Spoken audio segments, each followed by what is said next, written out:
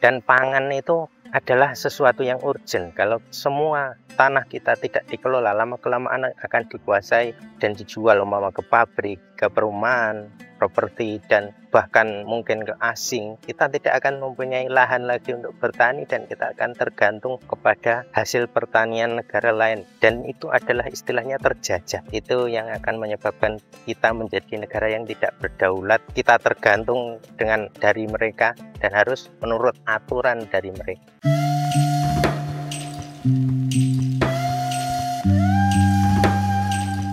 Assalamualaikum warahmatullahi wabarakatuh. Perkenalkan, nama saya Hari. Saya pengelola greenhouse dan pertanian di Pondok Pesantren Al-Fatah Wonogiri. Di sini saya mau menyampaikan sedikit pengalaman kami. Kami sebenarnya latar belakang juga dari petani, tapi lama tidak menekuninya. Mulai dari sekarang kita sudah mulai mengikuti pertanian lagi di pesantren. Ini greenhouse tanaman cabai yang kami kelola.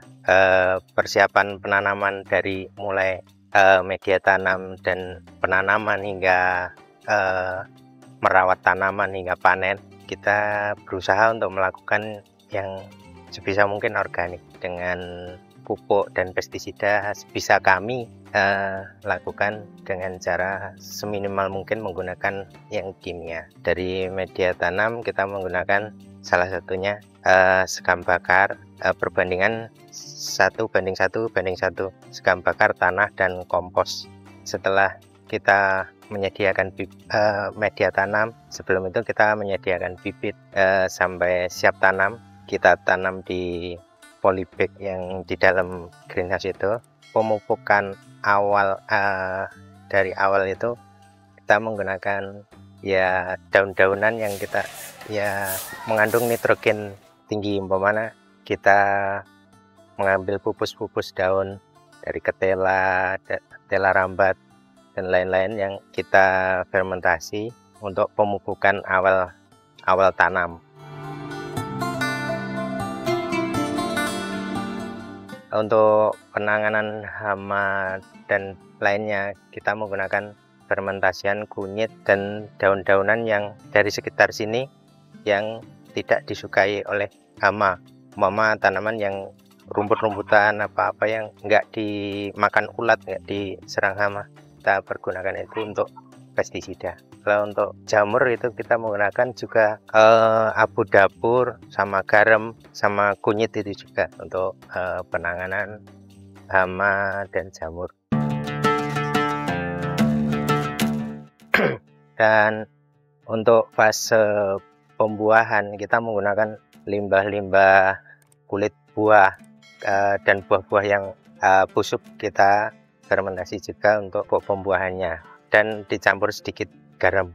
Setelah itu untuk CPT atau perangsang tumbuh biar pertumbuhannya bagus, daun-daunan cabai daun apa di sekitar sini yang kita rendam dengan air kelapa. Perbandingannya umpama sampah daun-daunan itu 2 kilo, kita pokoknya 20% dari air kelapa. Umpama kita 1 liter, kita menggunakan 2 on daun-daunannya. Kalau untuk CPT pembuahan kita menggunakan ya buah-buah itu dengan direndam air kelapa perbandingan sama. Seperti itu. Dan kalau di pengairan di sistem greenhouse, kalau pertanian yang kalau kaum petani sekarang para pemuda kan jarang yang mau mencangkul atau kecapean mencangkul, kita menggunakan media polybag dan pengairan dengan sistem irigasi tetes atau drip itu. Dan pengairannya dapat kita atur menggunakan alat. Kalau di sini menggunakan IoT. Kalau untuk yang agak sederhana bisa menggunakan timer, bisa kita atur pengairan umpama 3 kali sehari apa 4 kali sehari, kita atur dari itu. Jadi kita tidak perlu mengairi dengan kayak yang di lahan dengan air yang terlalu banyak. Jadi seperlunya setiap lubang tanam atau setiap polybag itu.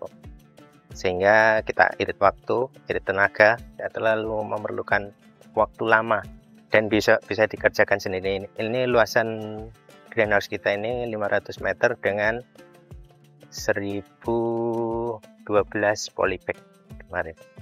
Ini udah tanaman kita, baru tanaman yang kedua. Ini panen udah berjalan kemarin. Toren kita ini ada dua, yang satu untuk toren nutrisi dan yang satu untuk toren air baku.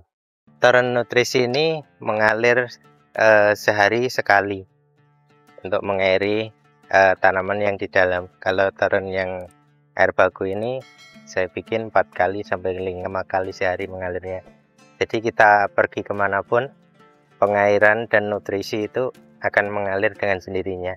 Kalau kita tiap hari paling nengok apa ada tanaman yang layu, itu kalau tanaman layu mungkin dripnya ada yang mampet, jadi perlu kita bersihkan sehingga air mengalir dengan benar. Atau kalau kita juga mengecek apakah daun keriting atau ada hama atau apa, kita kan nggak melulu di sini setiap hari.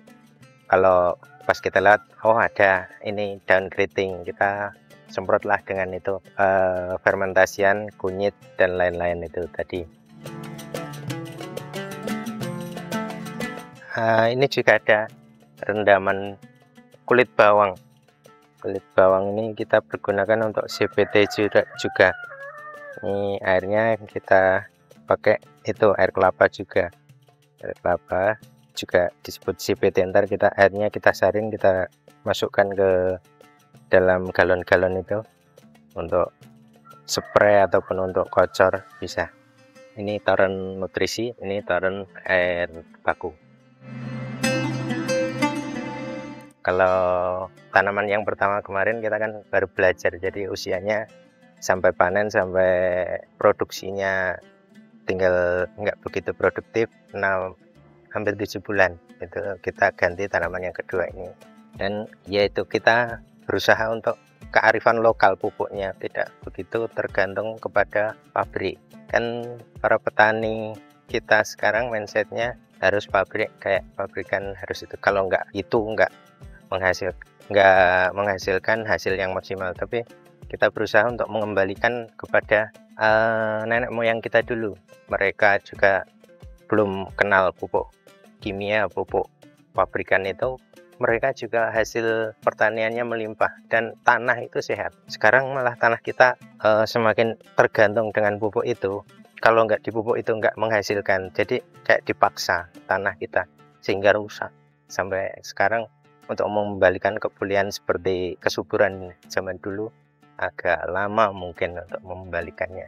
Makanya kalau kita pengen medianya itu nggak terlalu capek mengolahnya, ya media yang simple, media polybag ini dengan pengairan tetes dan pemupukan juga bisa dilakukan dengan sistem itu drip. Jadi kita menyalakan pompa air sudah mengalir ke semua, nggak perlu capek-capek mengairinya dengan air yang melimpah dan tidak terlalu boros air. Dan kepada para pemuda petani saya memberikan semangat bahwa negeri kita adalah negeri agraris, negeri yang tanahnya yang dulunya subur dan banyak lahan, sekarang jadi lahan kosong itu. Mari kita gerakkan lagi ke pertanian kita, karena petani dan pertanian itu sangat dibutuhkan dalam kehidupan kita sehari-hari. Kita kan tiap hari makan minimal 3 kali yang nasi, makanan nasi yang berat-berat, dan makanan tiap hari kita membutuhkan dari hasil pertanian peternakan itu tidak dapat dipisahkan. Kalau kita bertani, kita harus beternak minimal ayam, ikan, kambing itu untuk menjadi pupuk, dan umpama limbah kita kayak limbah kangkung untuk pakan ternak ayam, pakan ternak kambing kita, sehingga dia menghasilkan kotoran yang dapat kita kembalikan menjadi pupuk kita. Dan pada para pemuda yang ingin berjuang untuk menjaga kedaulatan negeri kita, kembalilah kita untuk bertani dengan secara organik dan tidak tergantung dengan pabrik. Kita selama ini tergantung dengan pabrik itu, sehingga umpama modal kita itu yang terbanyak adalah di pupuk. Jadi kalau kita bisa memangkas harga pupuk atau pengeluaran untuk membeli pupuk, itu kita harga berapapun panenan kita itu kita bisa untung. Pengeluaran terbanyak kalau para petani biasanya di pupuk. Jadi kita berusaha untuk dengan kearifan lokal ini kita kembali kepada nenek moyang kita yang mereka menerapkan sistem yang sederhana tapi dengan hasil yang bagus dan itu jelas sehat. Kalau dari pabrikan kayak pestisida, kayak fungisida itu kan jelas racun. Kalau dimasukkan ke dalam tubuh manusia tiap hari akan mengendap dan itu lama-kelamaan akan menjadi sumber penyakit. Kalau yang organik ini kan bakteri-bakteri yang bekerja untuk menyuburkan tanah, untuk menyuburkan tanaman, itu kan bakteri-bakteri dan mikroorganisme yang baik yang tidak terlalu menumpuk residu kimia atau residu racun di dalam tubuh kita yang akhirnya akan menimbulkan penyakit-penyakit berbahaya seperti sekarang ini. Ya, terima kasih sedikit dari kami untuk memberikan pengalaman kami. Ya, sebisa mungkin kita bertani dengan sehat dan menyehatkan untuk generasi berikutnya.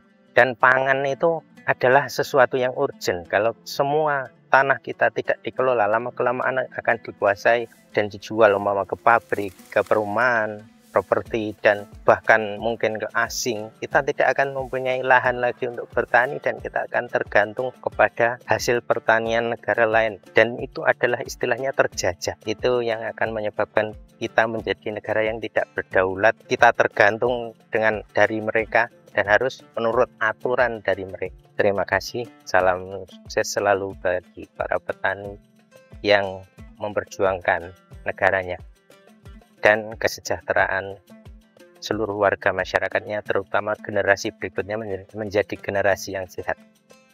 Salam dari kami, Hari Al-Fatah Wonogiri. Terima kasih.